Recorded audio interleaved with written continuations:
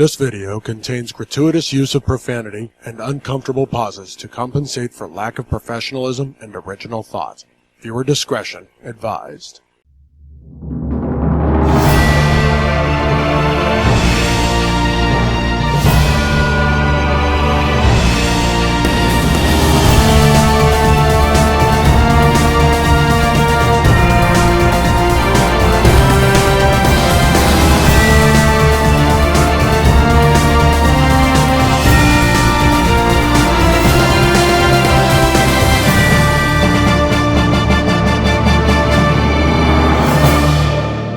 Coming to you live from the Hart Family Dungeon, we bring you the Nerdy Manroom show with your host, Hassel Monster. And this week we got a special guest host, Big Rob of Big Rob's House of Entertainment, and no Chinese food.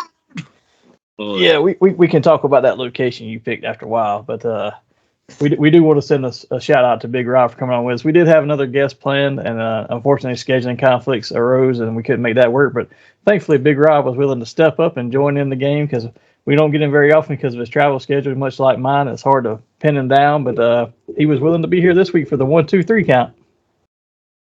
Appreciate it, guys. I'm always glad to be your second or third or fourth or fifth choice. I'm glad to be here again. How's it going? You made the hand, so that's all that matters, right? Ooh, a lot of things make the hand sometimes. Before we get into too much of that, we're just going to leave that alone. And we're going to talk about Wrestlemania this week, as we promised, with our special guest, Big Rob, who is a huge wrestling fan, along with Hassel. I am a big one, but I'm not sure I can compete with these two guys. But before we do that, let's thank our sponsors, The Zone Collectibles. You can find them on the internet at thezonecollectibles@gmail.com and on Facebook at The Zone Collectibles, or in their store at 305 Main Street, Tifton, Georgia. Visit them for all your nerdy needs, from comics to Legos, trading cards, toys, games, and more. Help them support the local artist community by supporting their cause of bringing unity through community. Fandoms unite. And same as last time, make sure you send out well wishes to Kevin from the Zone. I know he's Hassel. You've probably talked to him more than I have lately. So I wasn't sure if he's fully on the mend or still kind of battling some things. But he's about 75%, but Kevin's 75% and most people's is like, it's two different creatures. He's a true Terminator, and he's been blaring through, and he's really elbow deep into the Roku channel, so he's doing pretty good. Well, Jake, so he's barreling 90 miles an hour. Yeah. Well, continue to send well wishes to him because we do want him to get back to 100%. But with that, I think let's jump straight into Geek Week. And Big Rob, you haven't been here in a while, so we're going to let you go first, and feel free to share as many Geek Weeks as you got because it's been a while since you've been with us. I know it has, and I appreciate it. I hate the long pause, but like you said, schedule kind of throws us off sometimes. Oh yeah.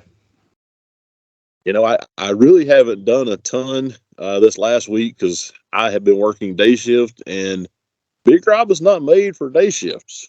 So I'm barely functional at this point. Thank God the week is over for me. But no, I did want to touch base, and I forgot to do this on my show last week. But last weekend, Blizzard had the open beta test for Diablo 4. I know Hassel played. I also spent a few hours in Sanctuary. I personally rolled a sorcerer. I do love doing that little distance damage, and I know for Diablo 4, sorcerer can take 3 different paths, either electric, fire, or cold spells. For the beta, I did the electric shock path. I had a lot of fun. The visuals are stunning. I played on my old Xbox One, and the visuals were stunning. I can only imagine what my laptop would have looked like, or what Hassel's PS5 would have looked like, or an Xbox Series X looks like, because my last gen console looked amazing. The enemies were gruesome. Like I said, Lilith is somehow scary and sexy. Storyline was super immersive. And I apologize. I am outside. This is where I normally film, and there will be cars going by. I apologize, and hopefully it won't screw the recording up too much. Goodness, sir. As he says that, someone drives by. Perfect timing. I think he was plotting that. Hey, Rob, let me get your take on something. How chilling was the cinematography on part with Lilith, where she's in the church and she pretty much gets the congregation to maul the preacher? Oh man, that was scary as all get out. I had like goose pimples on my arm, man, and she just I don't know how she said it, but embrace your sin or enjoy your sin or something like that. And that old lady stood up and just wailed on that priest. Dude, the look on that lady's face, and you see the preacher's eyes, he knows it's coming. But I'm sitting there thinking to myself, my God, you could see how she could lure these people. It was like very, very convincing. They did a great job on that.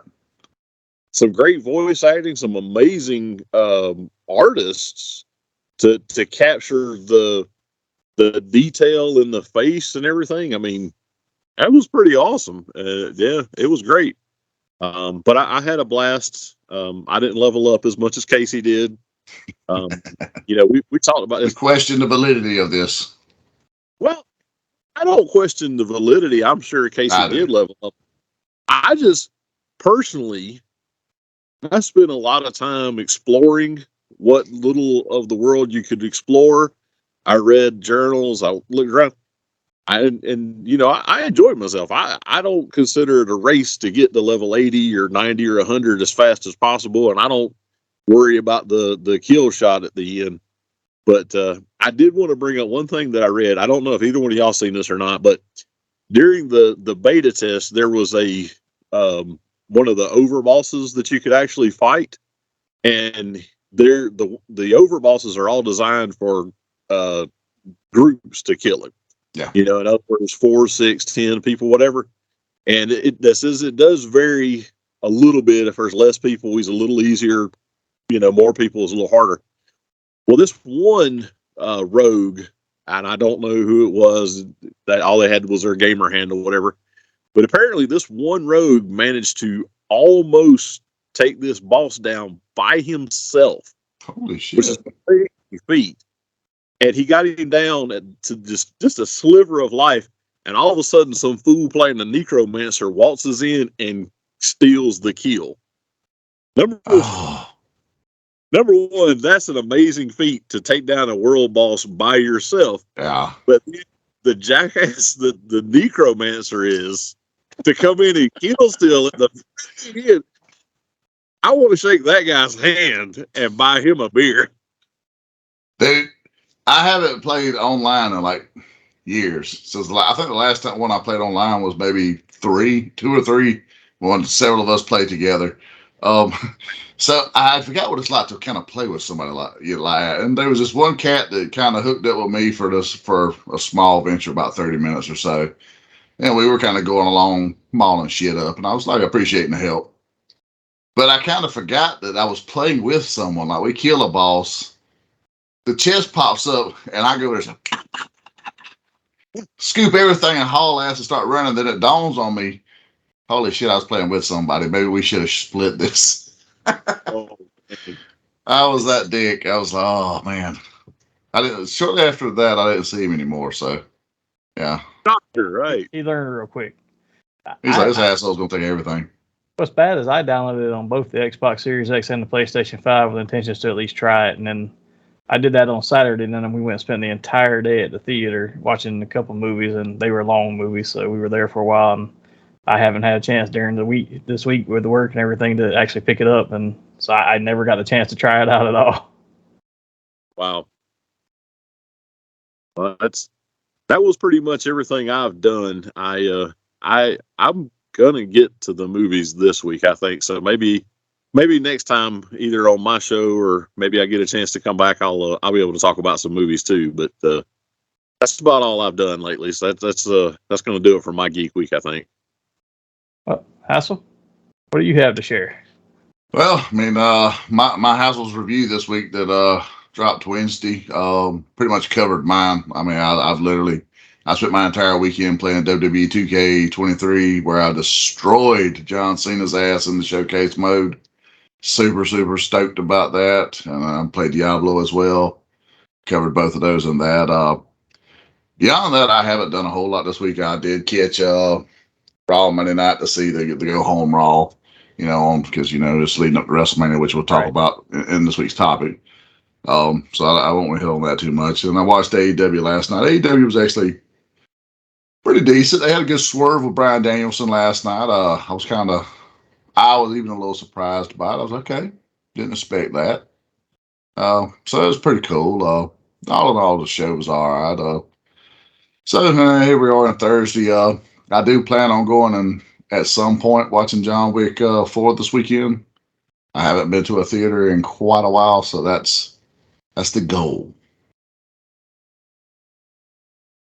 Yeah, Pretty cool. It is. I actually made it there last week. That's kind of, since you brought it up, that was honestly the only thing in my geek week was honestly watching a few movies, and we went to the theater. And we watched Shazam: Fury of the Gods, which was actually a pretty entertaining movie. I actually liked it better than the first Shazam.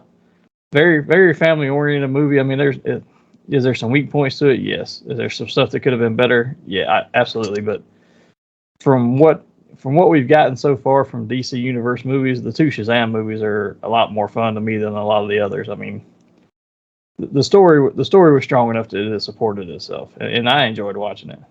I would probably give it probably a 7 out of 10. Oh, okay. But I did go watch John Wick 4 as well. That one was really good. I kind of doted on the third one a little bit because if I felt like they lost the story and just went straight to action, and the story was a little bit lacking in it. I feel like they did the opposite in this one. They still had a great deal of action, but they actually picked the story back up. I feel like this one had the best story since the first one, honestly, for what they were doing with it. Let me ask you this, because I read somewhere where the director intentionally made Wick have a very little dialogue in this. He's got, like, I guess, less than 400 words of dialogue in the whole movie. Does it come off this way, or does it just fit? I know it fits because of what they've done. I mean, they've told a very good story, and the bad guy in this movie, the way they play him, he's like a great wrestling heel. You would love to hate this guy. You want to see him really get beat. Is he part of the high table, or has he got any ties to the yeah, he's part first one?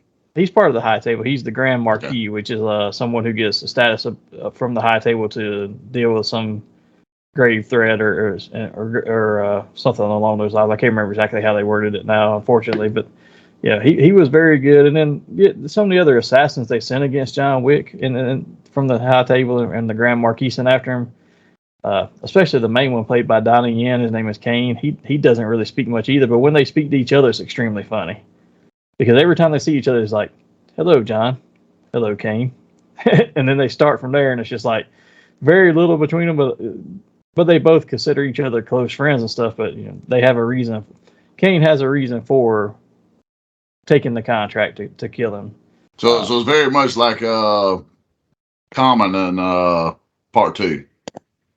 Yeah, and they've got another guy in this movie who's he's part of the assassins and all, but he's also considered a tracker because he's like tracking down Wick the whole time, and he plays a good part. He's actually some of the comic relief of it, but he does a very good part for what he does as well, and he's actually pretty dangerous too. Now I'm not sure that he would take Wick in a fight because Wick takes him down a couple of different times, but he holds his own for a while.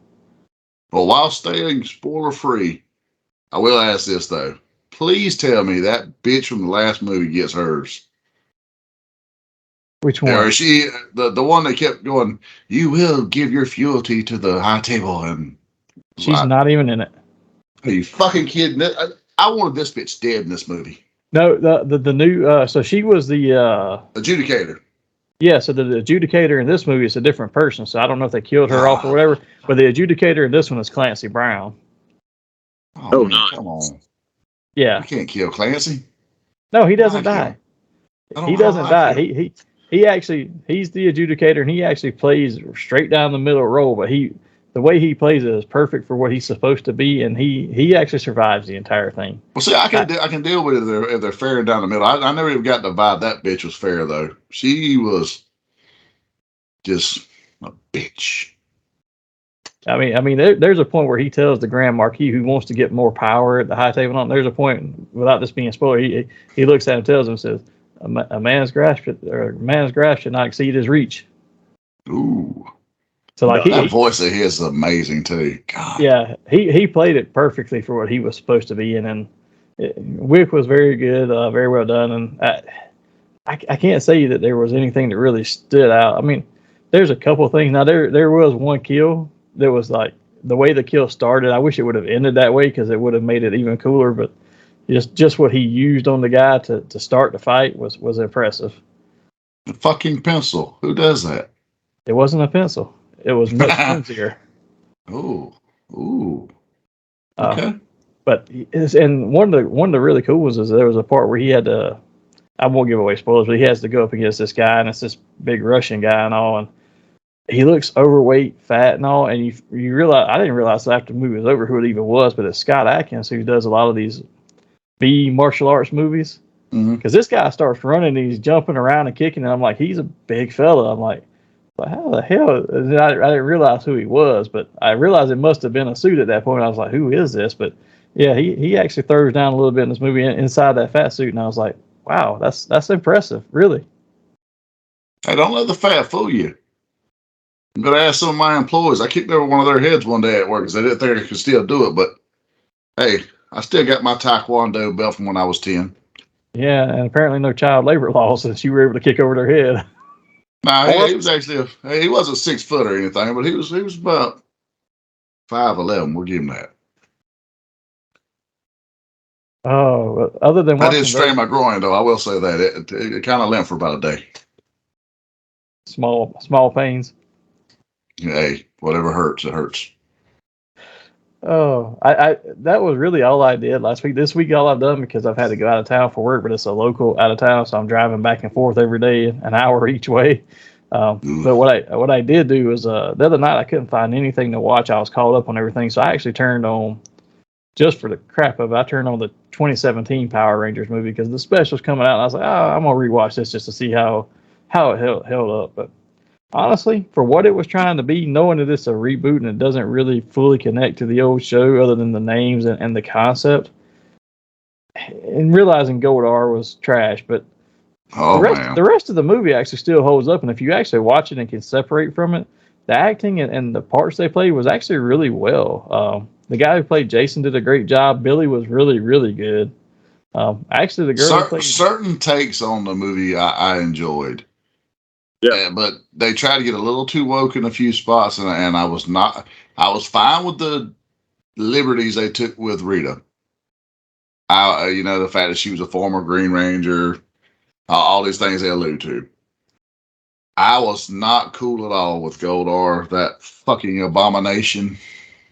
that stuff like that was bad. But I mean, looking back at it, and even the fact that they were trying to play Trini's character as the first, gay Power Ranger character on screen, I was like, it didn't come off badly. Honestly, it kind of fit the way they were doing the story, and actually, I enjoyed rewatching it the other night. I mean, I'm not gonna say it's a great movie by any means, but one of those that if I'd have watched it at home the first time around, or sat there and just turned it on at the house because there's nothing else on, I could sit there and enjoy it.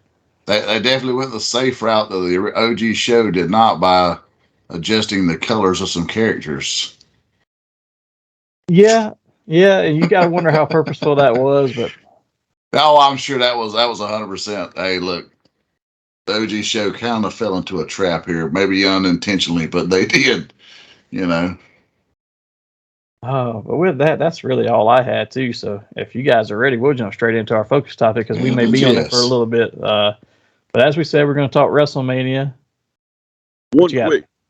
I apologize. No, you're good. One quick thing though, we was talking about John Wick. We didn't take a pause. Lance Reddick, the dude that played Charon, he passed away recently here. That was crazy, man. Yeah, that was bad. I didn't realize how old he was either. He was in his 60s. Hey, black don't crack. I was never just thinking that, but look at Samuel L. Jackson. He's in his 70s. Does he look it? No. Nah. I mean, God bless. Poor Lawrence Fishburne. What happened to him? Well, yeah, he was in the movie. Lance Reddick lasted in the movie for a very short period. Unfortunately, he wasn't in it for very long. But yeah, I see when they all got pretty emotional at the red carpet, because I think he came up several times there, and I guess the passing was very fresh too. So I mean, that's kind of unexpected there. too, because I don't think he was sick or anything. It was just one of those things. It's your time. It's your time to punch out, brother. Well, we'll get back on a happier subject. We'll go back to WrestleMania then. Thanks, Rob. Sorry.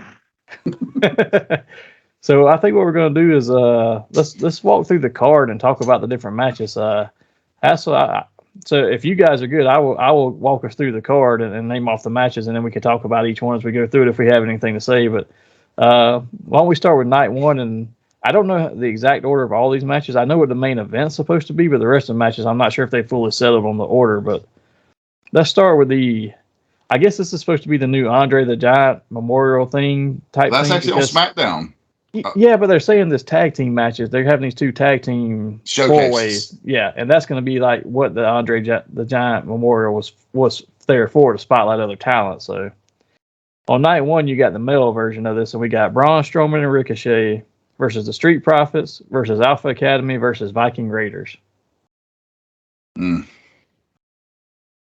says curtain jerker quite like this.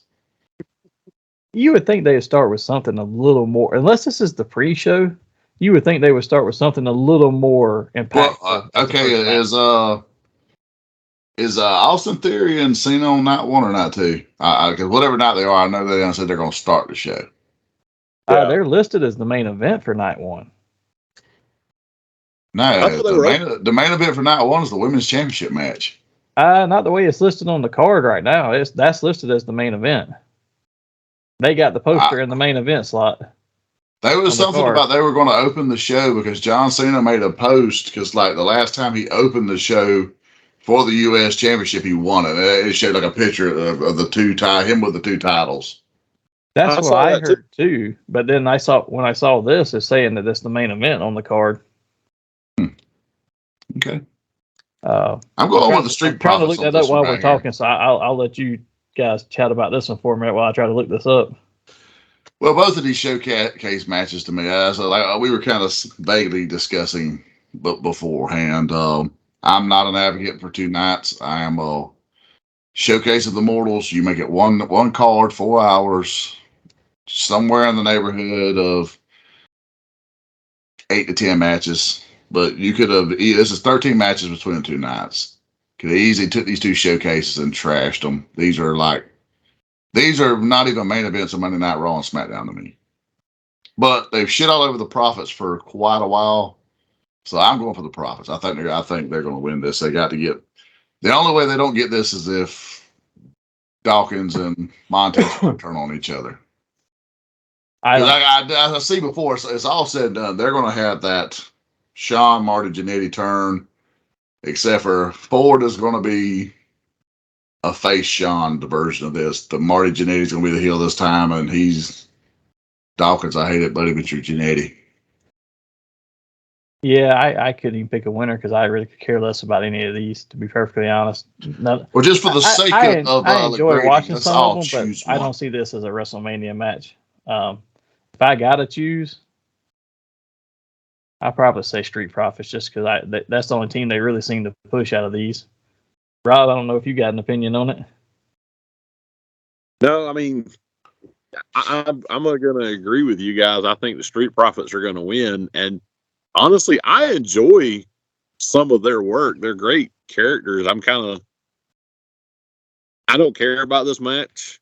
And I'm a huge Ricochet fan. I've been a huge fan of his for a while. I'm a huge Strowman fan. They're not going to win. They're not a tag team. No. They're just that's my thing there. If this is a showcase match to showcase talent that's going to be maybe built throughout the next year, then you got to give it to the Street Profits. Well, I mean, look at the other two tag teams that are in there. The Viking Raiders, let's just face it. I don't care how you package this turd. It's a fucking turd. And the Alpha Academy, it's run its course. I keep reading that they're going to give, Gable a serious push. That he's going to banish this shit. And he's going to get a serious push. And Otis, I guess, is going with the male models or whatnot, which is about where he fucking needs to be. But I actually enjoy the Profits as a tag team myself. I like them. But there's just no denying that Ford has a huge upside. That kid is going to be a breakout. He's eventually going to have that, you know, moment. When he gets that moment, they're going to strap the rocket to him. Yeah. So before, go ahead, Rob. I'm sorry. Oh, I'm sorry. I was just going to say, I think it'd be well deserved when they do. Oh, absolutely. So before we move to the next match, just to touch on it, apparently they have not officially said what the main event is, but the speculation is that it is Cena versus Theory, even though Cena said he wanted to be the first match, because on the poster graphics that they have for night 2 is Cody and Roman, which we know is the main event, and Cena and Theory are the poster on the, and the matches are listed in the matches are listed in orders for both nights the same way on their poster cards. And Cena and Theory is listed as the top match with the biggest names in bold, and them two standing there in the poster picture. So how do we know that Vince is booking again? I don't know. I think Triple H still would have booked Cena up there.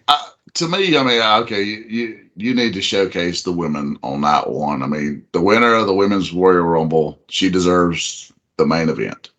Just like the winner of the Men's Royal Rumble deserves their main event. So one night, maybe so, but I will be honest with you. I'd have went with the hottest storyline, and it would have been the tag title match, which we'll get to in a couple minutes for one night, and then Roman and Cody the next night. But why don't we jump in order to the next match? Well, the order we have listed, I don't know exactly what order they're in, but the next one listed is Rey Mysterio versus Dominic Mysterio for night 1. Man. How good was that segment when Ray finally decided to get his balls out of his wife's purse and be a man? That wasn't as good to me as Dominic being funny, talking about there's a family group chat. They won't even let me in it anymore. He is, dude. I'm telling you, he may not be the best in the ring, and he has but he has a look about him where he just looks like a smarmy little millennial. He has a way to grow inside the ring, and he will get there. I think he's probably about 2 years away from in ring wise being where he needs to be, but character wise, he has just everything he does is gold. You love to hate him. God, yes, he's got the most heat of anybody in WWE right now. And my wife, she swears that him and Rhea are going to end up being brothers. She says, I'm telling you, it's going to come out they're brothers. I said, I don't think they are. But yeah, I'm going with Condom on this one right there. I think he pulls out the W. It gets the rub. Yeah. I could see Ray doing that for his son, but I wonder if they would do that since Ray's going in the Hall of Fame, and you know they like to have their feel-good moments at Mania. What worries me is, and this is the thing, I've already read where they're talking about possibly doing an angle at the Hall of Fame. To me, the Hall of Fame should be untouched. You do not have an angle there. Nothing tarnishes your Hall of Fame more like trying to do an angle to continue to WrestleMania. Yeah, I will agree with that. I like the Hall of Fame just for the Hall of Fame purpose. Even the year when The Rock insulted Cena there just to start furthering their feud and stuff, and Cena had been taking shots at him, I was like, really? This is not the place to do that. This is a place of importance. Yeah, because I mean, okay, say Bray has his feel good moment, then out of nowhere, Dom could lays him down. I mean, to me, that tarnishes the Hall of Fame, and then it also ruins Ray's night. I mean, because if he's legitimate glowing in the Hall of Fame, let him enjoy it. Yeah, right. Big Rob, we didn't give you a chance to even jump in there, so because I don't care. And I know it's a big thing.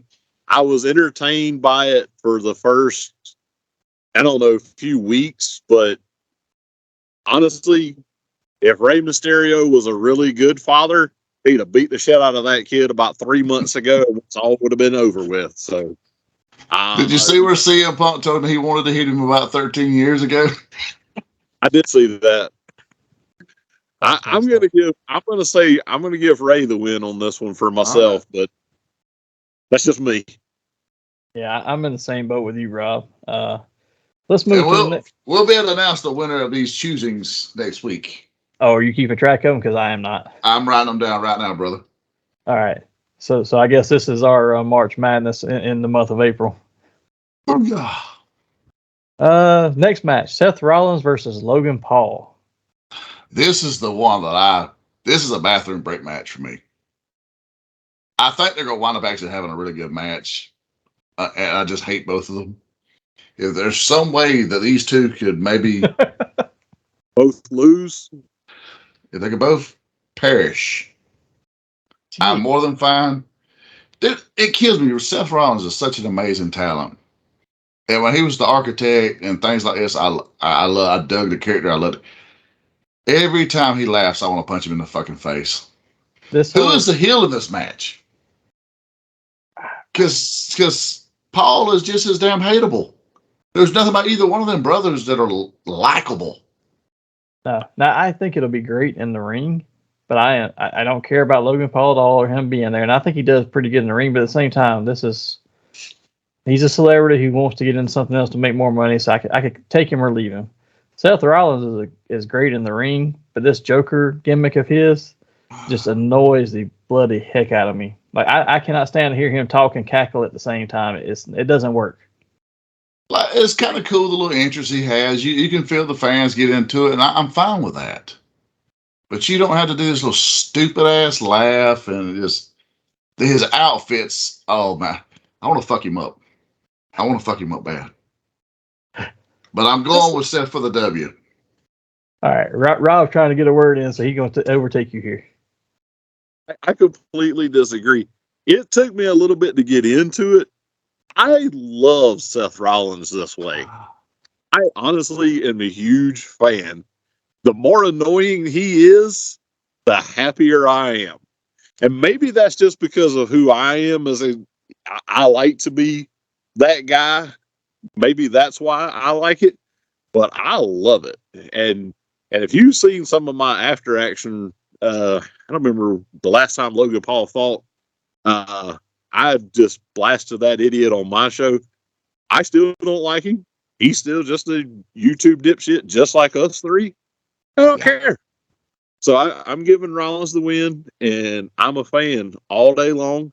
Have you seen that new figure that they've got of him with the robe?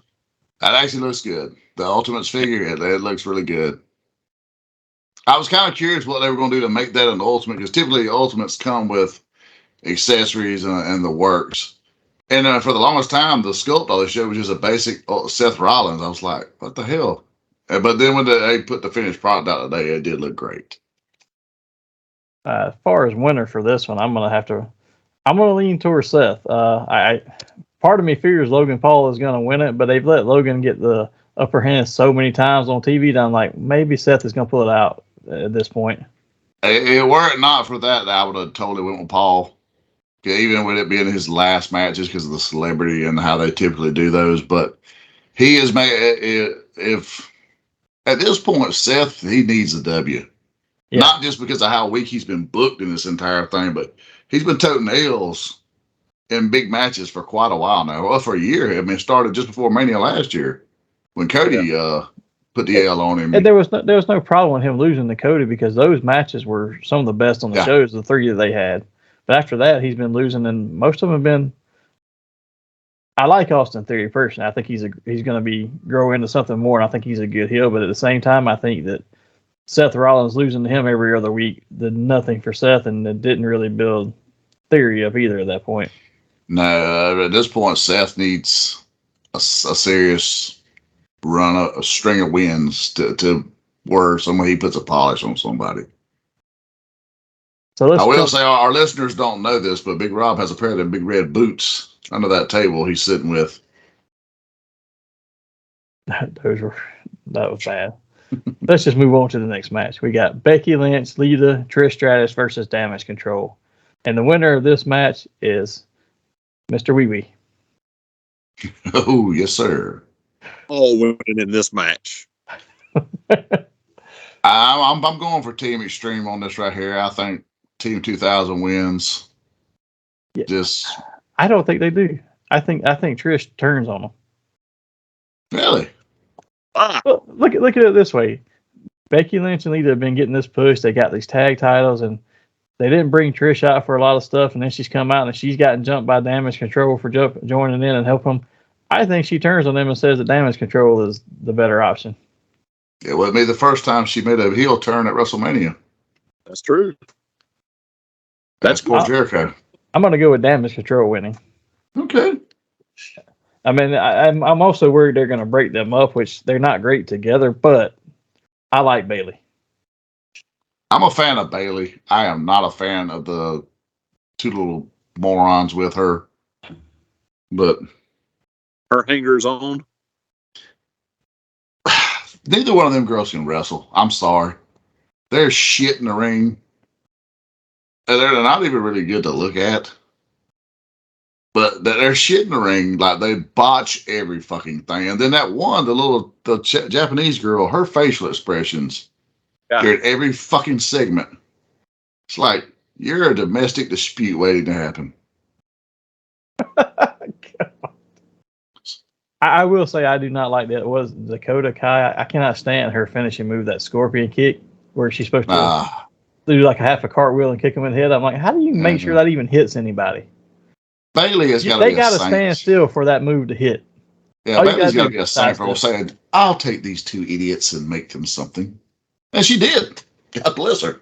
She is a diamond in the rough. Yeah. Well, before we move on, Rob's got to give us his pick for winner too. Did I not? Team Extreme, Team 2000, I guess. Sorry. I like the idea of Trish turning heel, but I still want my Becky to win. So I think we get nostalgia all night, but I would be a fan of Monster's idea. That's a solid booking Monster. Yeah. We'll see, but the next match is probably going to be the one that everybody's one of the few out of all these cards that's probably the most interesting one story wise is the undisputed tag title match: the Usos versus Sami Zayn and Kevin Owens. I'm ready for this match right here. This is going to be legit. I mean, it's a year in the making. It's got the hype, justifiably. You know these guys are going to steal the show on both sides. So I'm ready for it. I think Zayn and Owens walk away with the titles because I think they're going to try and do something to break up the bloodline. But here's what will be really interesting to see. It was a plan all along. Sami Zayn turns on Kevin Owens. I thought about that. That would be the ultimate swerve right Wouldn't there. But I see. No, I think the ultimate swerve would be that Jay walks out and leaves Jimmy out there because him and Sammy really are still tight, and he just walks away from it.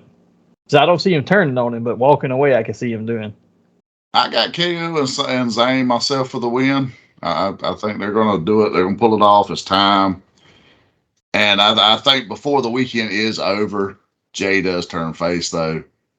At some point, somewhere between night 1 and 2, he turns face. Or at least by the Raw after. Who do you think, Rob? I'm honestly going to go with the Usos because I think Kevin Owens is going to once again turn on Sami Zayn because he's just a dirty, dirty heel. And I absolutely hate him, and I always will. So I think he's going to turn on Sami Zayn. Starting to feel attacked here. Why? Because I don't like this Canadian jack-off? Wow. Because one of his employees told him he looked just like Kevin Owens. 4 of them. He showed other employees. The next thing you know, I'm getting called this at every facility now. Yeah. Yeah, but he's from Canada and you're from Mexico. It's a totally different thing. See? America's hat or America's boots? They're made for walking, pal. Stomp in a mud hole. Yeah. This is probably, for me, this is probably the number 2 match on night 1 I'm looking forward to. I do want to see Theory and Cena because I like Theory. So Monster, did you say KO and Zayn, right? Yep. Okay. Next match for night 1, we're getting down to the nitty gritty of the last 2, and it's Flair versus Rhea Ripley for SmackDown Women's title. I got to be honest, I like both of these, and I'm really behind Rhea Ripley being the next big female they push, and probably taking out Flair in this match because I'm going to pick her to win. But the build up to this match has just been underwhelming. I could care less to see this round 2 for them because the first round was much better from the build up side. Now the match might be better, but I really just don't care. Yeah. The chemistry with Dominique and Flair has been much better than Rhea and Flair. And quite honestly, they haven't really done a lot with Rhea and Flair, anyways. Well, how bad would you feel? So since you brought that up, so Dominic has been involved in some of the build up to this, and that's been pretty decent. But Dominic's got his own match, Rhea's got a match, Finn's got a match. How bad Damian Priest got to feel? A couple of years ago, I was teaming up with our celebrity guest Bad Bunny. This year, I'm not even on the show. You know what? For wearing that shirt he wears every week, he needs to be off this show. His gear makes me hate him. I like him though. I don't like his gear. Dude, he's got talent. I mean, like he's got size, he's got charisma. He's good in the ring. He's fairly decent on the mic. That damn shirt thing he wears just makes me want to curb stomp him. He's trying to be like D'Lo Brown, sir. No, if he had cool ass chest protector, then he'd be D'Lo Brown. Better recognize. Every time you say it, I'm gonna do that. I can't. Hey, did you see the two D'Lo Brown figures that are coming out that were announced today? I did. They look great. They look great. I want to build the nation now. Oh, if it doesn't come with a Bible feature, though, I'm going to be really mad. Oh, but it's only got to be side to side. He never went back in front. It's only side to side. Let Super 7 build him. It'd be like my Cobra Commander. So who's everybody having this match before we move to the last one on night one? Just to keep. I got Mommy. You got Ripley. I got Ripley. Who you got, Big Rob? I got Rhea Ripley. She needs to bring some gold back home. That we need some belts in the faction, and that's the only championship that they're part of tonight or this weekend. So I think Rhea, and she deserves. You know what? And it's time for, and this will be the what really shows where they're transitioning. When you got pretty much a male-run faction that has a female in it, which is cool, because like the only thing would be cooler if you finally added a female to the bloodline, and she's the one with the belt. Hey, yeah, that right there. Let's be honest. Signifies some even things. though they keep seeing Finn's the leader, she is the breakout star. Finn's just God, there. yes. Yeah, she's the only person that really has kicked out all the way around, the full package wise, anyways. But the faction needs it too. So I think for both of those reasons, that's why I'm pulling for Rhea. I don't know. So let's move to what's maybe the main event of night one. We still don't know yet, but the Theory versus Cena for the U.S. title. As much as I hate that kid, he's winning. A-Town down. I foresee him winning just because I see them, Cena basically giving him the rub to keep going because Cena's not going to be there regularly enough to defend this belt. And honestly, I like Theory as a heel, and I think he's got the potential to be built up to be something later on. Now he's not there right now, but years down the road, I like him better now than I did when he was doing that selfie shit. Yeah, that stupid face he was making while doing the selfies, it did not get him the kind of heat that he was trying to get. I like him. Got air of douchebaggery that you need in a smarmy heel. Oh, it does. I just wasn't a fan of the old that right here. That was that Jeff Jarrett heat that would make me change a channel. I liked him all the way back to when he came out with Zelina Vega's faction when it was him and Angel Garza and The Way. Yeah. Well, he was actually with Gargano and who was it? Was it Candice LeRae? Were they? Yeah, he was with them too. But when the first time when they were still in the Thunderdome, when he first appeared on Raw and got out of NXT the first time, because he went back there afterwards, he was with Angel Garza, Zelina Vega, and Andrade, and then they kicked him back to NXT. That. Yeah, because he used to come out and do. I remember look at me. He was like, I remember he tried to break out and then went back and come back. They sent him back down, and then he came back again, and that's when he went back down is when he joined up with Gargano and Candice LeRae and Dexter Lumis and all them. It's a shame they won't send Gargano back and keep him. Ugh. I'm not a fan of him. I'm not either. I don't see what the hell Triple H sees in this kid. Yeah, he's not good on the mic. I don't see nothing really in the ring. He has no emotion either. Everything is delivered the same way. He is what if you were to look at what Jim Cornette calls indie darling, he is the picture that would be beside that fucking definition. Yeah, Jim Cornette picks on it for his facials and calls him Johnny Same Face. I'm more talking about the way he delivers what he says. He never changes his tone of voice. It's always still monotone, no matter whether he's supposed to be mad or making a joke. It's always comes out the same way. I'm like, dude, get some emotion somewhere. Stand and deliver? See what I did there? I saw what you did there, but nobody cared. Just like stand and deliver. Oh, yeah, no shit. Who you got out? Cena or Theory? No, I'm Theory all the way. Okay. Well, with that, let's move to night two because we just spent a good bit of time on night one. And let's start with the match that I could care the least about out of all of them, I think. Liv Morgan and Raquel Rodriguez versus Ronda Rousey and Shayna Baszler versus Natalya and Shotzi versus Chelsea Green and Sonya Deville. And the only reason I could say I could care less about this match is because I don't care about any of these people at all. This is the one I'm probably the torn the most on who to actually pick. Not because I give a shit about any of them, just because it's going to be one or two teams, without a doubt. Well, it's either going to be Ronda and Baszler or Liv and Rodriguez. Yeah, I go with Liv and Raquel because they keep trying to push them, and I keep seeing when they're trying to push them and their potential. But how much longer does Ronda have at the company? I don't see her keep tote nails. She's done a few jobs, and she gets boo-boo face, and you can always tell when she's coming to the ring if she's doing a job or not. And she's very much like James Storm, So that's why I just the backstage part of this is where it's like, okay, who are they going to go with? And I see Chelsea Green losing this easily because that's her whole thing, and she complains because she's mistreated. She's literally just a job girl. She is the Barry Horowitz with a nice rack. Oh, Big Rob, what do you think about this one? Yeah, I mean, I'm going to agree. I'm going to give that to Liv and to Raquel.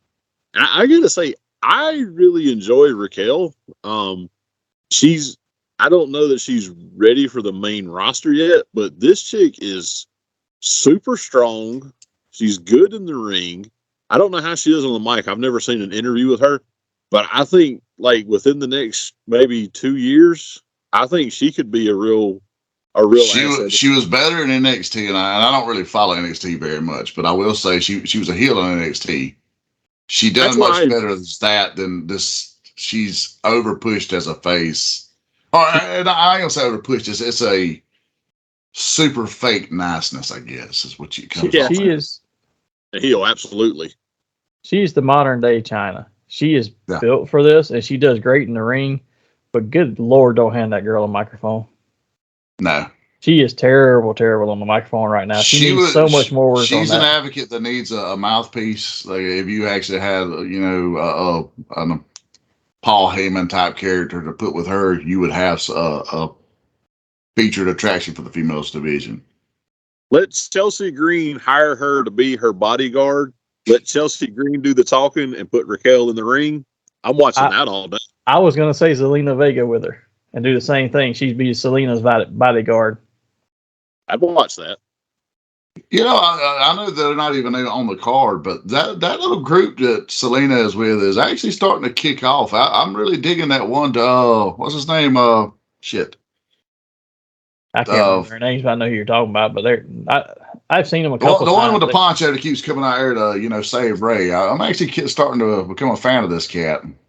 Yeah, I can't remember. I think he's pretty catchy, too. Let's move to the next match though, because this. Who did you have? Monster. I'm sorry. I had Liv and Raquel. I went same as Big Rob, Liv and Raquel. Okay, well since you guys, I was torn. Since you guys are both going there, just in case, so that we don't have a tie, bro, I'm gonna go Ronda Baszler and say Raquel maybe turns heel. That would be interesting. I'm not sure that I would want to be the third in that threesome of Ronda and Baszler, but you go right ahead, sir. Me either. That's scary. Big Rob's thinking about it like, maybe safe word.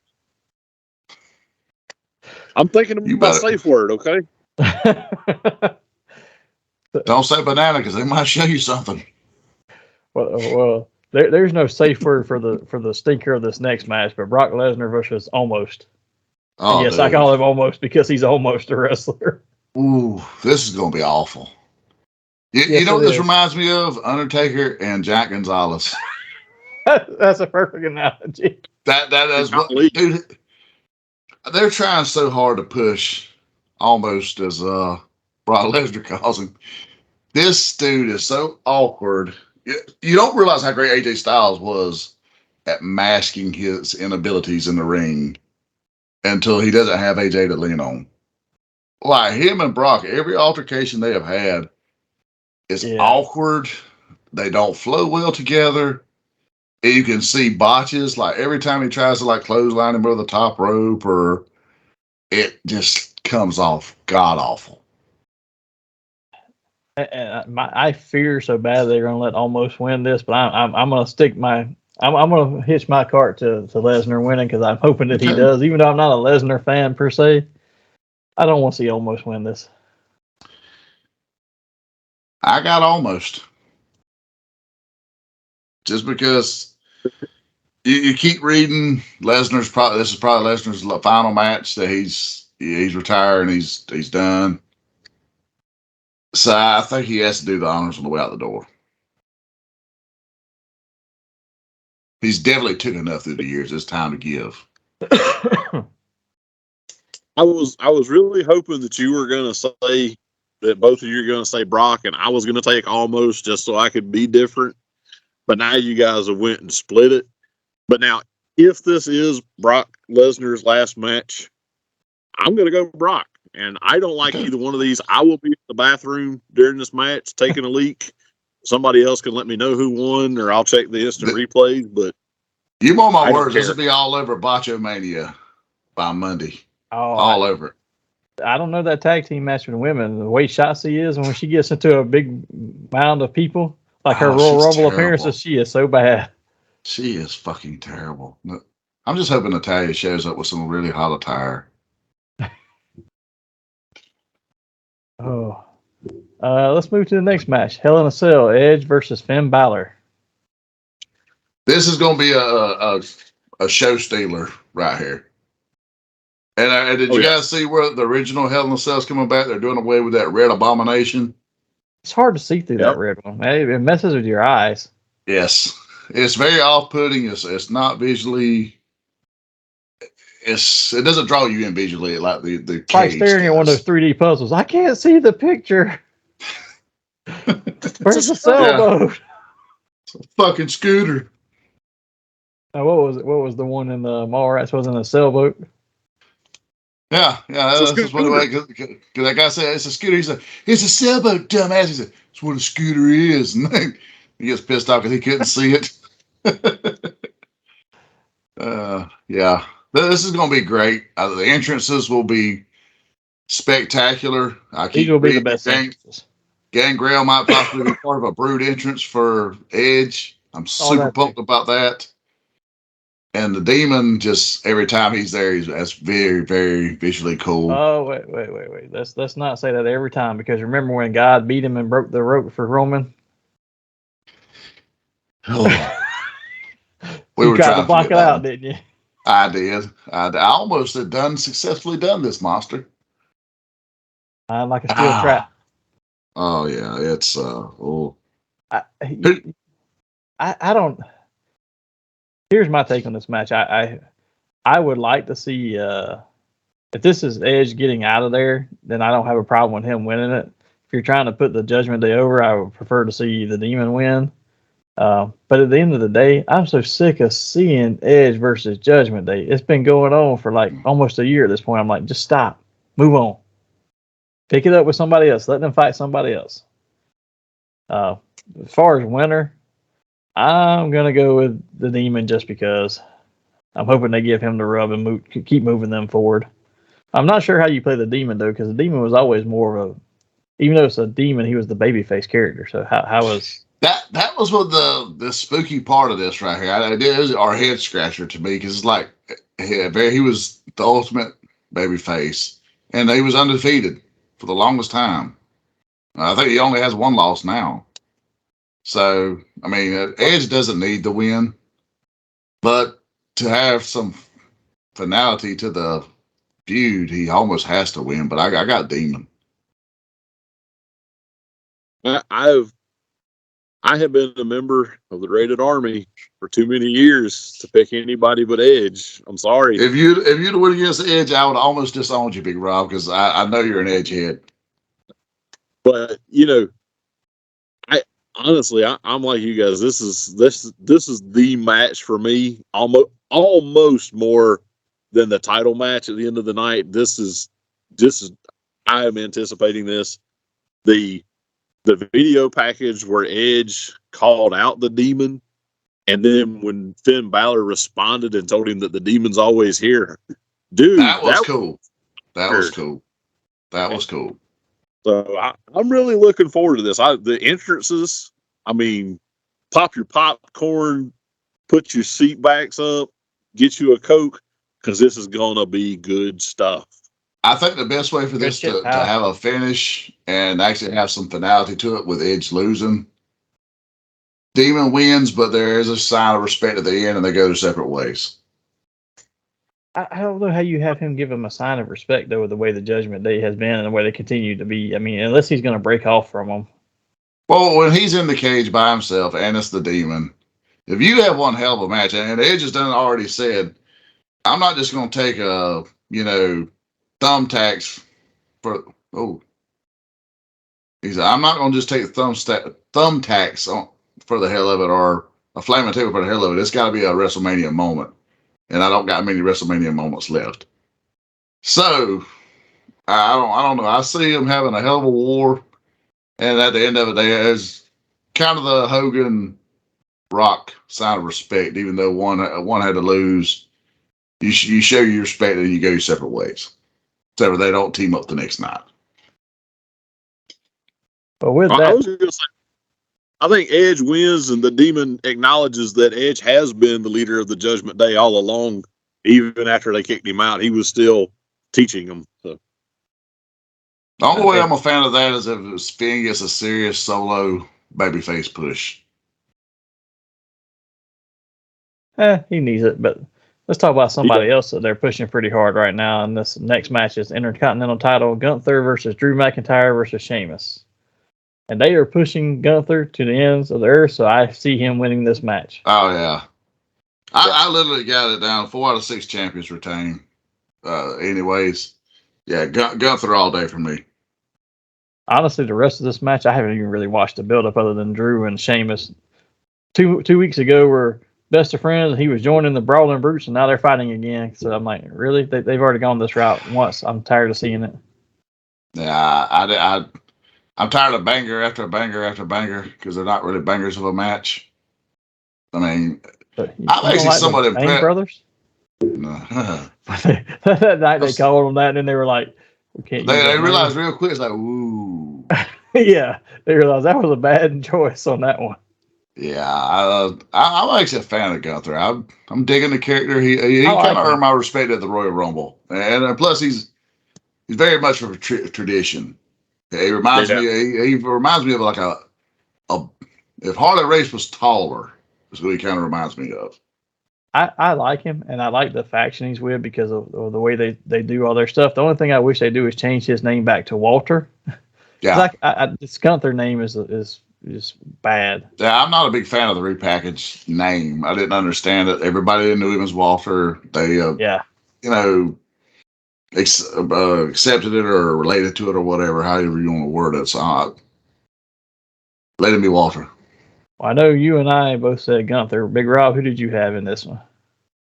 No, I'm with you guys on this one. I don't see them doing anything with Sheamus or Drew anytime soon. But Gunther, they seem to be pushing, and he's old school, but he's awesome old school. So.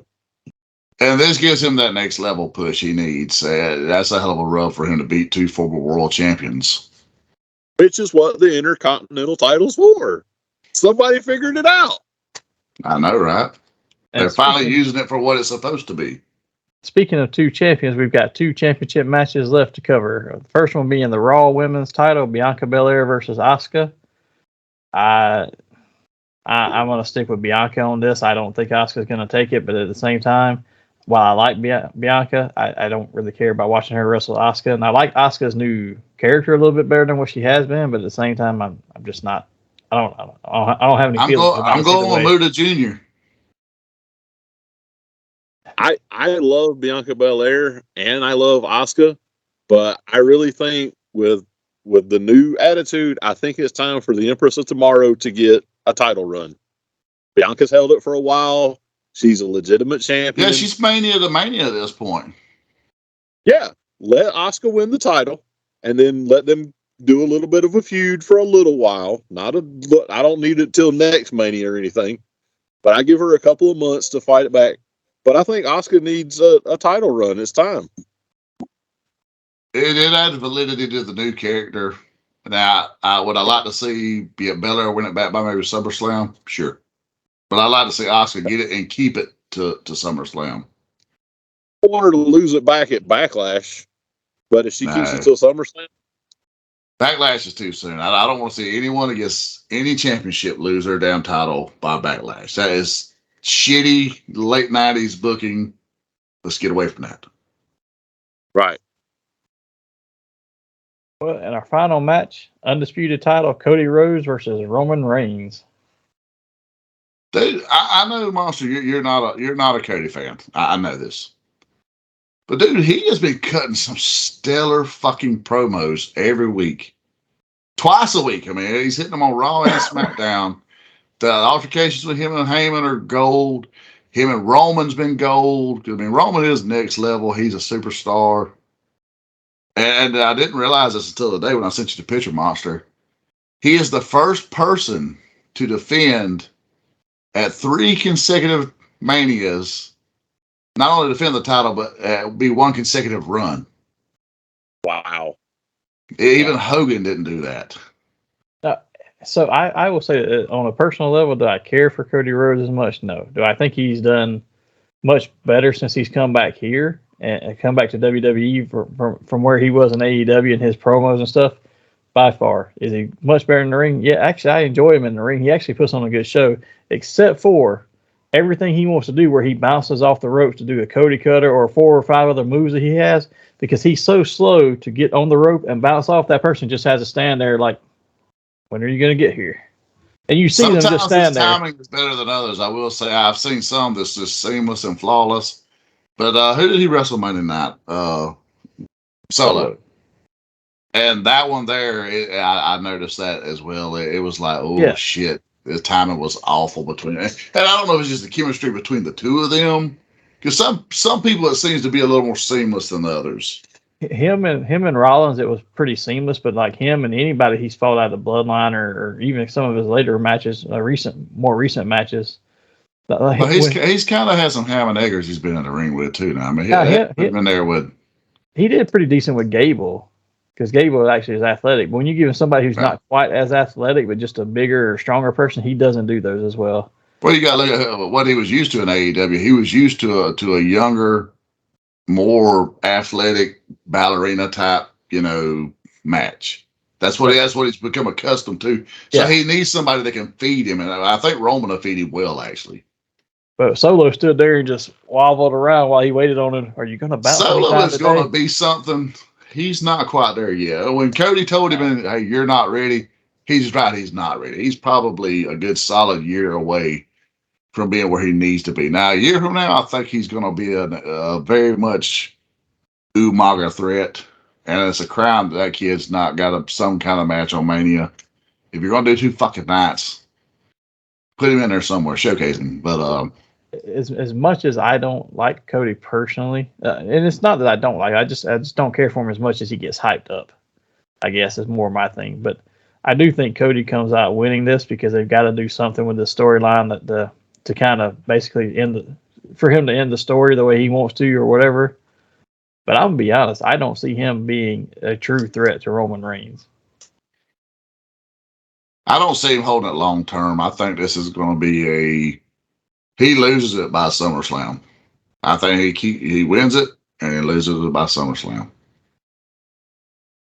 And I've heard people remark maybe this becomes a do you do something where this is a double turn and Roman realizes he's been wrong with what he's done with the bloodline, and because as you're seeing from his recent stuff, he's like had doubts and fears in his face when he's talking and all, and do you turn Cody heel? But I think for Cody to end the story properly, he's still got to be face when he wins it. No, I don't want to see Cody turn. That is actually piss poor Vince Russo booking. Is what that is. You need to finish the story properly. Give the fans the feel good moment that Dusty was robbed of in WWF. Dude, I was watching some of his early vignettes when he went to the WWF, and they had Dusty being so over the top silly. And I'm not talking about the polka dots, like when he was doing all the Common Man shit. I was just watching some of those, old, vignettes they were doing. Like where he was like cleaning the window of this woman's car, and he's just like, "Oh yes, ma'am." He's not talking like Dusty Rhodes. He's talking like almost like Mammy off Gone with the Wind. And I was like, "Why? You had fucking Dusty Rhodes, Vince. If you didn't get Hogan, you wanted Dusty to start, rockin' wrestling. You didn't get Dusty, so you went with Hogan. So why would you shit all over him when you finally got him?" So this is the feel-good moment that Dusty deserved. The fans deserve it. The fans love Cody. They love him more because of his father. I would be cool with him winning, everybody having a feel-good moment, and then sometime maybe between now and SummerSlam, Cody turns heel. I think he does need to turn heel at some point. Because right now, everybody keeps bringing Dusty up. Eventually, he's going to turn heel, but like, look, I'm fucking tired of you talking about Dad. This is fucking me. But. Well, so Big Rob, who do you have in this match, and your thoughts on it? So, I kind of pride myself on giving you guys the outlandish storylines because I don't know, it's just fun for me. But I'm gonna say that I kind of want to see Cody win, and then I kind of want to see him show up on Dynamite and throw those black and blue belts in the trash and pull the Winged Eagle back out. Well, they've already said that they've got to. Not only do they okay. Cody wants to bring the Winged Eagle back. He has made no bones about that since he signed last year. Okay. Yeah. Triple H has said that he is not a fan of this Universal title at all. He wants to retire it. And apparently a new world title has been designed, approved, and is ready to roll. So we're going to have two champions again shortly. What were you saying, Rob? You cut out because Dave's speaker overheard you. No, I was saying, yeah, all that is true, but the important part is him showing up on Dynamite to throw the belts away. And then maybe instead of the Winged Eagle belt, that Ted DiBiase shows up and gives him the $1 million belt, maybe? Oh, Lord. Oh, we dove down deep. I do want Cody to win, and I'm okay with him turning heel, but I'd rather him wait for maybe later in the year for me. Stay a babyface for a few months and then enjoy it. Let the fans bask in it. Let us be happy. So what do you say? Survivor Series, maybe? Yeah, Survivor Series works for me. I'm okay with that. What a travesty is it that LA Knight has not made this show as well? Yeah, I like LA Knight. Yeah! This dude has showed up out of nowhere, for me at least, and just captured my attention. He is so good. I would have liked to, because apparently they cut the Bobby Lashley and Bray Wyatt because Bray couldn't be there, but I would have liked to have seen Bobby Lashley versus LA Knight at this point. Just to have LA Knight on the show. I'd have been fine with that, and I would have probably put LA Knight over. He needs a mega win right now because he's been jobbing the fuck out, and they keep the dude. He's character-wise, he's there, and he's just solid ring work too. God. Yeah. But with that, we have been going a while long, so we're going to move straight into Nerd Out now. And when we get in here, we're going to try and keep it somewhat short and abbreviated. We'll do kind of more of a rapid fire this time with it. just because we have run a little bit long on our recording today. So, Big Rob, since you're the guest, you get to go first. What is your question? Okay, so I will say really quick that Dave kind of stole the Hassel kind of stole the thunder on my question, because my original question was going to be, of all the superstars on the roster, who should have had a Mania match that didn't? And then the B part of that question would be, why is it LA Knight? Because yeah. But my question, going back to something we said earlier, female member of the bloodline. If you were going to add a female, and it doesn't necessarily have to be a current roster, if you were going to continue the bloodline storyline and add a lady, who would you add? Ooh. Tamina. She makes the most sense, but I mean, they've kind of jobbed her out to the point that does she really? Why not go to the bloodline then? Because you have been jobbed out and you've been disrespected and mistreated. Come under the umbrella. The family will help you out. You know what? I'm down with that. Okay. For it to be family, Sorry. it's either got to be her, Nia Jax, or Naomi. Naomi's gone. Nia Jax hasn't been back since the Rumble, so. Nia Jax needs to disappear. I'm so terrified Tony Khan's gonna fucking hire this bitch. Please don't, Tony Khan. But I would actually to not go with Tamina, even though nobody meaner than Tamina. I'm gonna say it would be cool to see Naomi return as a Fatu, which is her actual name, and say, you know what, you saddle me with this bullshit glow gimmick. I'm more than a fucking black light, and have like a serious heel, I'm a bad bitch vibe, and because she can go in the ring, but they put her with this stupid ass black light deal, and this, so I would go that route. I would super dig that too. I'll be honest with you. I would super dig that. So who would you put with him, Rob?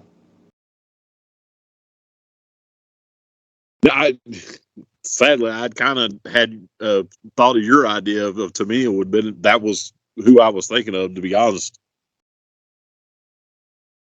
Well, hey, it's the obvious choice. Yeah. Yeah. But Right now, obvious. But well, Hassel, it's your turn. What's your question for the week, sir? Okay, so you have the ability to be all father time booker. You're going to book the ultimate WrestleMania match. Doesn't have to be for the title. It can be whatever. You can pull anybody from any time, any place, and you make a main event. What is your main event?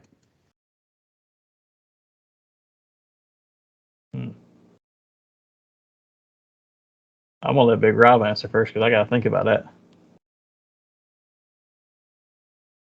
is this PG or not? Yes, we're never PG. Trish Stratus, Becky Lynch, and Lita versus me. In a lingerie match. Well, I look good in the teddy. I'll be honest. you just put a fucking image in my mind. I can't see her out. Ooh. Hey, you know what he comes to the ring with, don't you, Hassel? A feather. This is what our Roku listeners are about to be fucking subjugated to, Rob. Thanks. You people have been warned. I might not let that go. I don't know if this would be an all-time match, but one I would like to see would be Mr. Perfect in his prime versus Shawn Michaels circa WrestleMania 25. Ooh, that late? Really?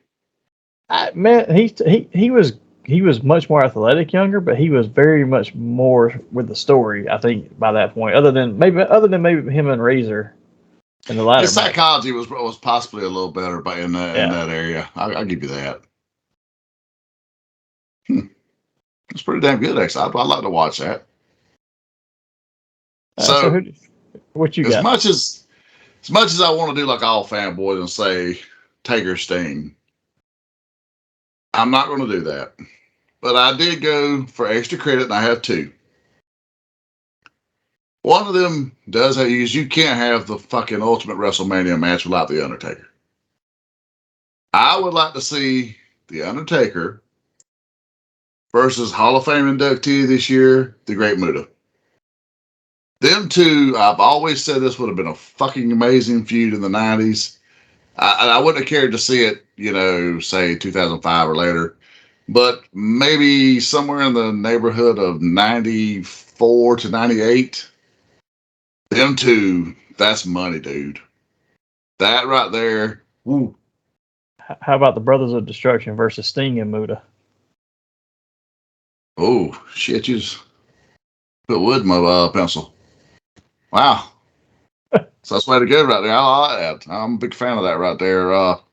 The only other match that would outdo those, that right there. And I'm not a fan of triple threat matches for the title. However, Bret Hitman Hart versus Kurt Angle versus Chris Benoit for the Winged Eagle. That's a show burner. That is a good one. All right, so let me give you an honest one that, a serious answer is I want to see 80s style, full on Hulk rules, the good Hulk Hogan. 88. Roided Hogan. Huh? Roided Hogan. Of course. Roids. Versus They're vitamins, monster. Kurt Angle. Ooh. Just an America wins match. Just Dude, patriotism. we all shit on Hogan. We really do, but I've seen a lot of his Japan work. Well, even when he wrestled. Yeah, even when up until 94, I think his last run in Japan was in 94. And he had a fucking banger with fucking Muta. So him and Angle could theoretically have had a great match.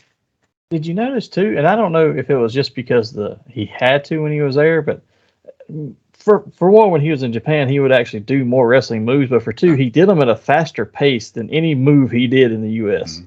Like if you saw him do a drop down toe hold or something in the U.S., he was going to do it at a pace that was like a snail. But in Japan, he would do it very quickly. Well, I always read that Vince wanted him to wrestle that safe style because, he was wrestling 365. So Vince wanted him to do this super safe style that, where he would not be hurt, and he would take some liberties over there. Because from what I understand, it isn't that he really didn't want to do it. Vince didn't want him to do it. Now, once he got to WCW, shit, he had guaranteed money, so why do it?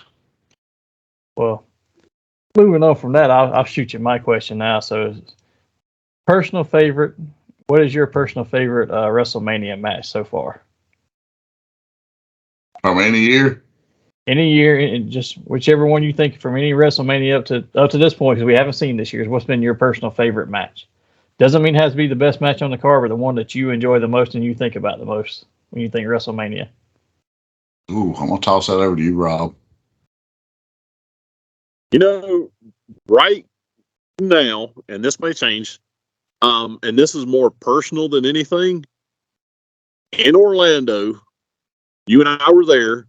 We watched Undertaker retire Ric Flair. I mean, Shawn Michaels. He fought Ric Flair because he had the blue robe in Orlando. That was supposed to be Ric. Shawn Michaels retired Flair. It was an I Quit match. I know that, but that Undertaker match was supposed to have been Rick's last match. Oh, in you're Orlando. Saying supposed to have been because Rick fought another 5,000 matches after that. But originally, that was supposed to have been his last match. Anyway, whether I'm right or I'm wrong, and apparently I'm wrong, that match, because we were there, and the fact that it was The Undertaker and it was Ric Flair, to me, has been, for years, has been my favorite WrestleMania match. You're 100% right on the emotion. It was Shawn and Flair. Taker fought Taker fought Edge that night, and he won. He won the world title. Yeah. Taker did not wrestle Flair that night. It was Sean. Because he super kicks him, because he tells him, I'm sorry, just before he super kicks him. And I cried like a bitch in the fucking stands. I remember. There was not a dry, I will say, Rob was right on this. There wasn't a dry eye in the fucking stadium. Everybody in the Orange County Bowl Stadium had fucking tears. Okay. Yeah, so I apologize. All right. You are wearing the hat, though. I seen that at the beginning of the show. Shout out, I still got that as well. The Hassel, have you decided on what yours is yet? I was actually going to say that one. He stole it, son of a gun, because Sean and Flair was amazing. Sean, that was a great because we were there. If we're going for something that beyond that, I'm gonna have to say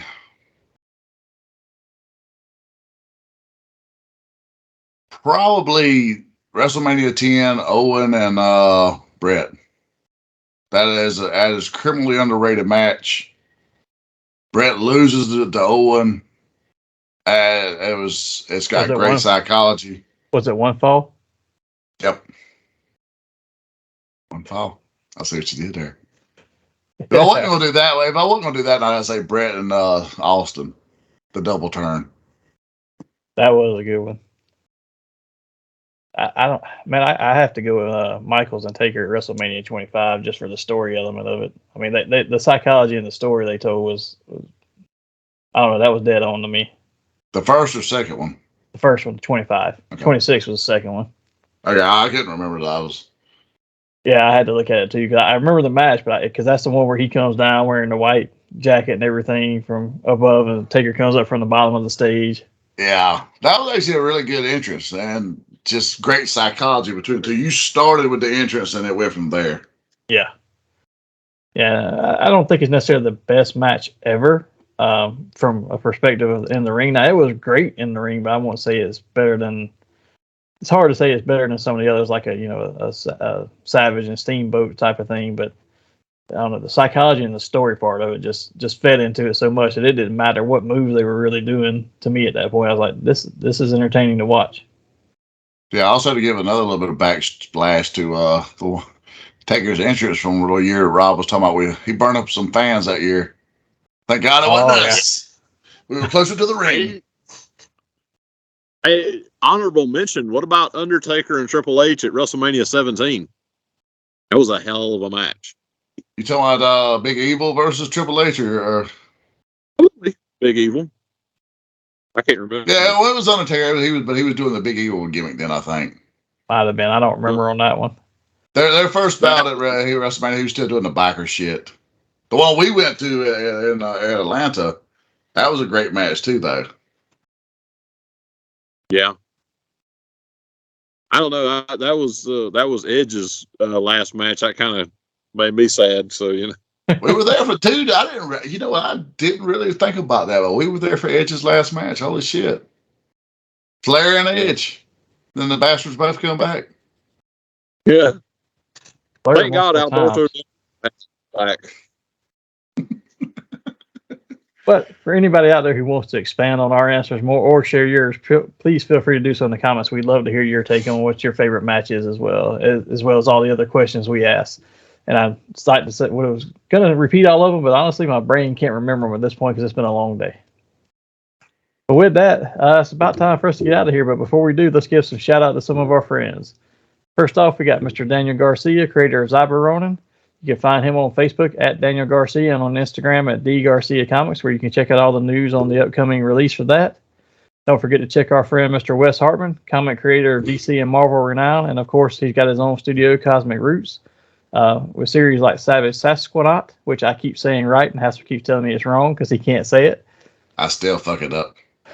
But you can find Wes on Facebook at Cosmic Root Studios and on Instagram at The Sasqanaut and on his website, www.wes-hartman.com. There you can pick up all your copies of his comics and his trades. And don't forget to check out his Kickstarter for Sky Sharks Remastered, which is running through April 20th, I believe. Don't forget about our friend, Mr. Chris Daly, the host of the Fueled by Weird podcast. You can find him on Instagram at Fueled by Weird and on his podcast, Fueled by Weird, where he discusses all things nerdy and weird. And we were hoping to have him on today, and thankfully Big Rob was willing to step in for us because we just couldn't make everything work. But look for him in the future on an episode of the show where we're still trying to work out some details on that. We just all have very hectic schedules. His is almost as bad as mine sometimes. Don't forget about our friend Diorama builder and toy customizer Seth Stafford. You can find him on Instagram at Trophy Hunter Toys. Content creator and autism activist Miss Mandy Lynn, aka Kushimama. You can find her on Instagram at Kushimama and on YouTube at Doodles Toy Report and her new channel, The Collector Sector. And I know she's going through some personal stuff right now, but please keep her in your thoughts. Give her a shout out and some thanks. Mr. August Aguilar from Strange Film Studios. Watch out for their new project, The Gift. Is he doing Kickstarter for it right now? I can't remember. I think he has a few days. I think he has a few days left on that because I think it ends sometime in April as well. But check out his projects there and his podcast. Mr. James B. Jefferson, creator of Warrior Island. You can catch up updates on the comic and the movie adaptation of his stuff at warriorisland.com. And of course, a big thank you. And don't forget about our extended Nerdy Manroom family member who's right here on the screen with us this week, Mr. Big Rob. You can find him on Big Rob's House of Entertainment and No Chinese Food. Oh, come on. Rob, you got to kick it one time for us. No Chinese food. No. There we go. I was waiting on Hassel. I was like, what happened to him? He just went silent all of a sudden. I was going to let Rob have the honors this week because, believe me, I get great joy out of this. Hassel does I break into my Mr. Kennedy voice and I go. So, Big Rob, so I always talk about what you got going on. Do you want to share what you got coming up on any of this week's stuff while you're on here? Like a preview of what you're going to be covering, or hadn't decided that far yet? I generally only decide about 3-4 minutes before I start recording. So, no, I will say I've been, I have started a segment on the show that I plan on keeping on going where I do kind of a deep dive into my video collection, which is pretty extensive. And I do tell, I apologize. This is the busiest this damn road has been in 25 years. So just for your knowledge, I don't hear the cars in the background. What I've been noticing is every now and then this fly comes across in front of your face and just annoys the crap out of you. That's been entertaining for me the whole show. Well, I'm glad that it does not come across that well because I cannot hear you guys at all when they go by. And so I was scared to death it was going to completely ruin your show. Not that my ugly mug didn't anyway, but no. Anyway, sorry. I've been started a deep dive on some of the videos and movies in my collection where I go back and pick up some forgotten movies, some classics, some of the greats that we grew up with. And just kind of telling it to a new generation. I'm really doing it for my niece, my nephews, for your kids, for anybody that's born after the year 2000 that doesn't know what a good movie is. So you got that to look forward to. And after you check that out, make sure you go check out our sponsor, These Own Collectibles. You can find them on the internet at theseowncollectibles@gmail.com and on Facebook at These Own Collectibles, or in their store at 305 Main Street, Tifton, Georgia. Visit them for all your nerdy needs and help them support the local artist community by supporting their cause of bringing unity through community. Fandoms unite. With that, we're ready to get out of here. But before we leave, Hassel, tell them where they can find us at. Man, you can find us everywhere. Go to the Facebook via Hassel Hutchison, Nerdy Manroom Show. Find us on Instagram, The Nerdy Manroom Show. You can find us on Twitter, Nerdy MR Show. And of course, right here on the YouTube. But beyond the YouTube, you can go into the world of Southern Joy Media on the Roku. We there, people. Find us. And that brings us to a close. So join us here next time. We're going to talk about The Mandalorian. But until then, live nerdy is what you're going to do, brother.